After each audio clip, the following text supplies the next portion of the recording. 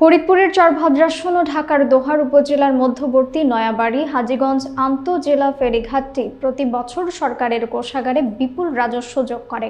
চলতি বছর ফেরিঘাট ৮২,৪০,০০০ টাকায় ইজারা দেওয়া হয়েছে। সাজ্জাদ হোসেন সাজুর তথ্যচিত্রে থাকছে বিস্তারিত।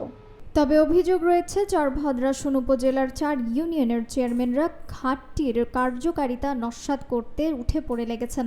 তারা স্থানীয় বিভিন্ন পয়েন্টে ছোট ছোট ঘাট মাত্র ১০ থেকে ২০ হাজার টাকায় ক্যালেন্ডারভুক্ত করে ইজারা দিয়ে আন্তঃজেলা ঘাটের কার্যক্রমে বাধা সৃষ্টি করছেন।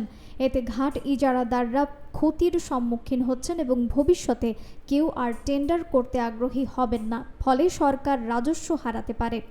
ঘাটটির সাবেক ইজারাদার আজিজ পাটনি বলেন, চেয়ারম্যানরা প্রতিযোগিতা না করে সহযোগিতা করলে ঘাটটি লাভজনক হতে পারত। চলতি বছরের ইজারাদার আলী প্রামাণিক বলেন, চেয়ারম্যানদের নানা ফন্দি ঘাটটিকে অকার্যকর করেছে। উপজেলা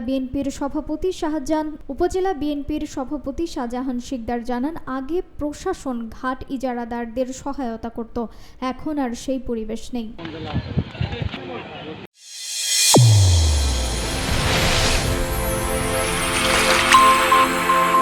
চ্যানেল A1 হৃদয় রেসপন্স।